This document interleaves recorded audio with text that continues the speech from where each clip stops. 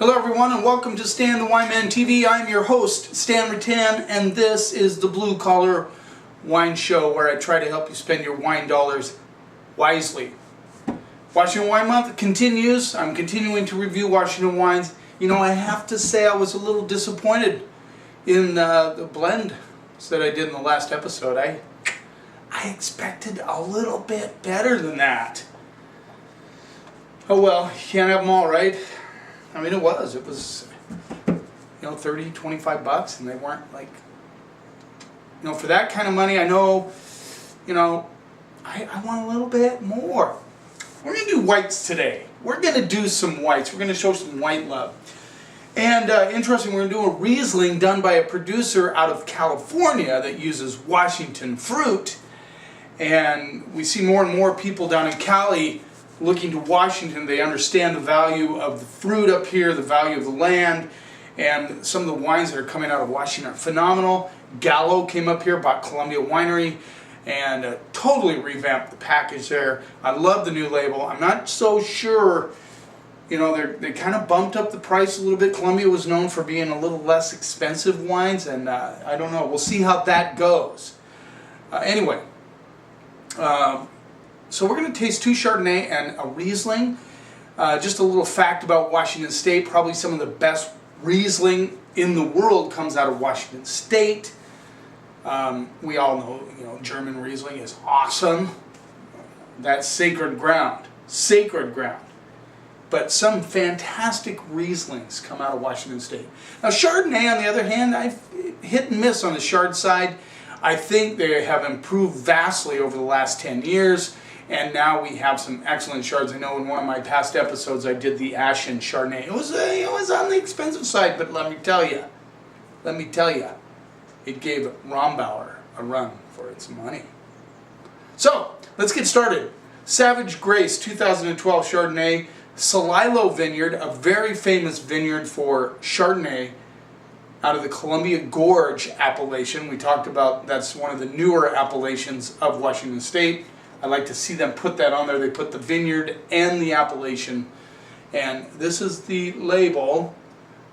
And it rolls in at $25. And let's see what we get on the nose. Now, I've talked about this in my past episodes, but I'm going to talk about it again.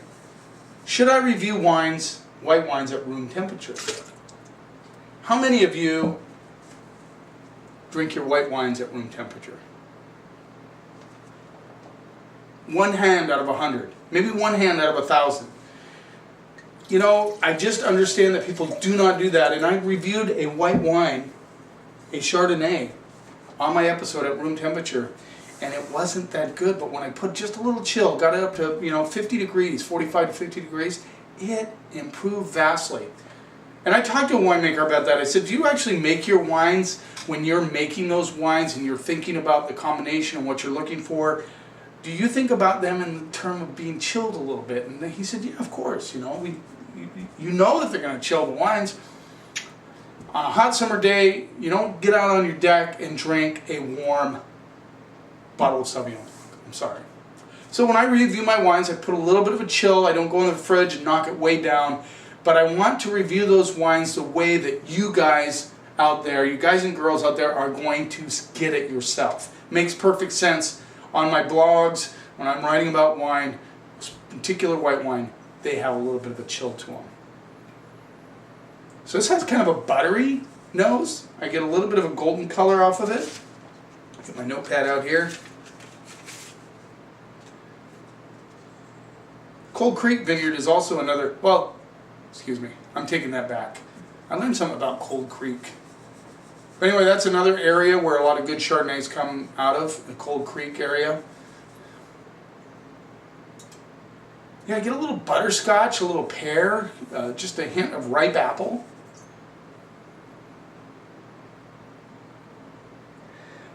Yeah, the baby's got a little butter action going on. Let's see what we get on palate.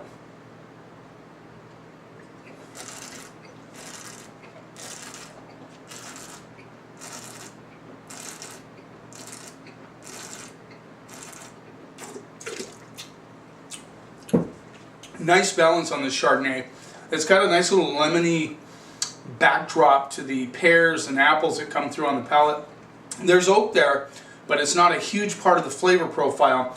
But I like what it adds to it. It adds a little bit of that buttery component to the back end, which makes it very delicious. If you like that style, now I know not all of you out there like that, and you know, it's a palate preference for sure. I kind of go all over the place. I like stainless steel Chardonnay, I like malolactic, I like Chardonnays that don't have any ML, where they soften it up a little bit. So my palate is all over the place, but there are time to time where I really like this kind of buttery but flavor profile. This has a little pineapple on it also.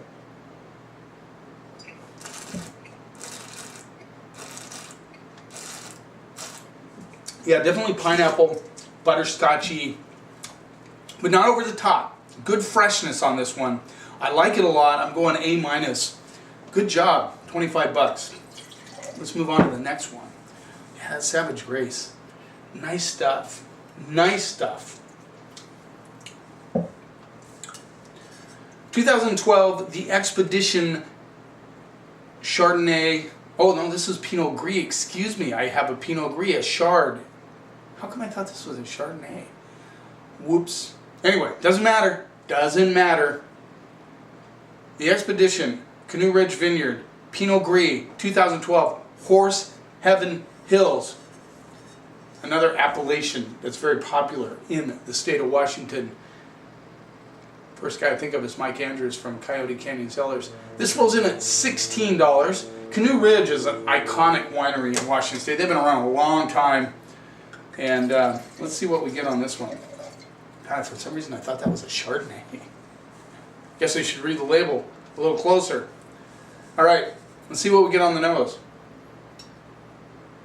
A lot of apples on this nose for sure. I get a little bit of lemongrass and apple.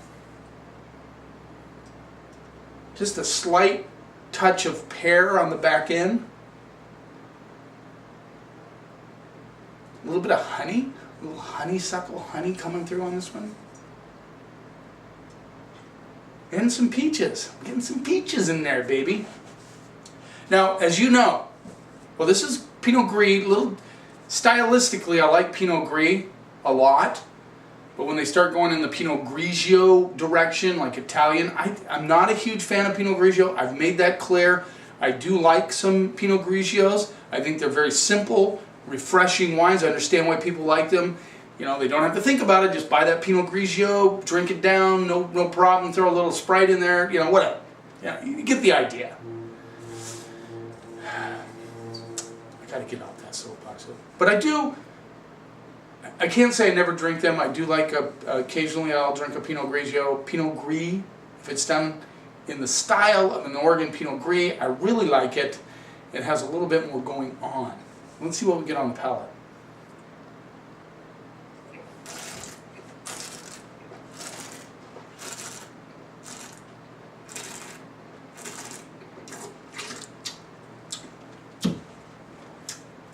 See, I like this one. It's got a nice roundness on the palate, very smooth. It's got some peaches. I get a little bit of apricots. It's got that honey element. It's not sweet. It has a feeling of honey. Like if you took away the sweetness of honey, just a touch of sweetness. A dry honey. Hey, a dry honey. Interesting. Anyway, but it's got a nice roundness on the palate. It's not super complex.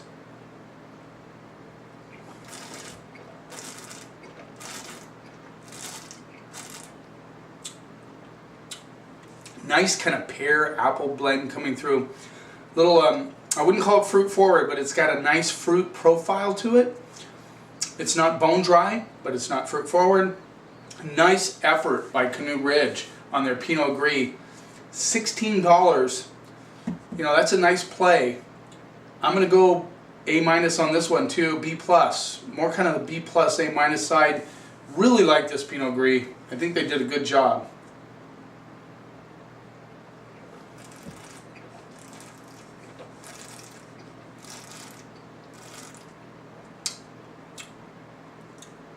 Yeah, this is right up there with some of those Oregon Pinot Gris that I've had.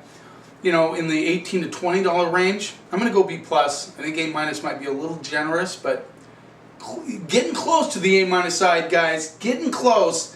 Let's move on to the next one. So here's a California producer who is making a Riesling from Washington.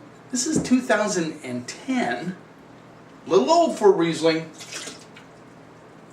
Riesling is not the hottest category in wine. I am a Riesling nut, as I've told you many times before. I like Riesling a lot. This rolls in at $12. Joel Gott, Riesling, Washington State, Columbia Valley.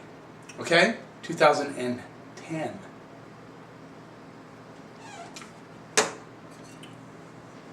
Let's see what we get on the nose.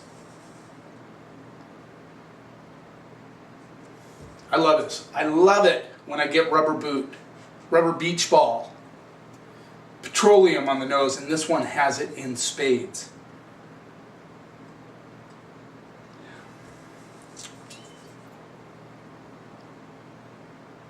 Yeah, almost has a gasoline element. Now, don't get me wrong.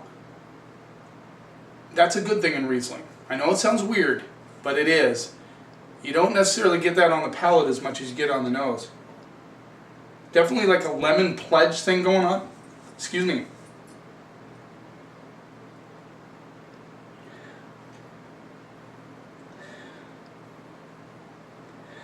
A little bit of apples coming through, but big time on the diesel, baby. Big time. Let's see what we get on the palate.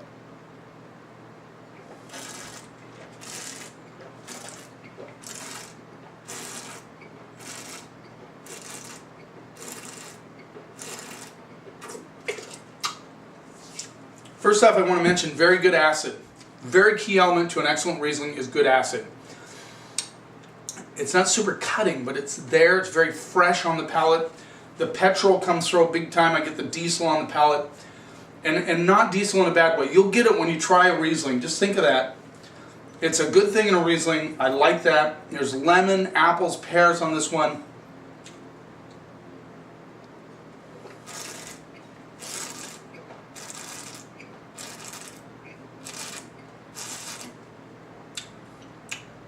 This is classic Riesling. Nice dry finish, but good fruit through, that cutting edge of acidity, and that nice kind of petrol thing going on. I know why Joel Gott went to Columbia Valley to get Riesling. He knows where the bad boys are, and that's in Washington State. Excellent job. $12? Are you kidding me?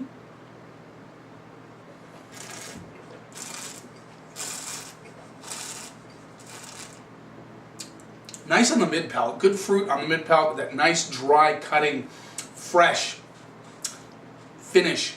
Perfect for shellfish, oysters, clams, mussels. Baby, this would do it. And it's got just enough sweet, enough in the mid palate, just enough to match up nicely with Asian food really well.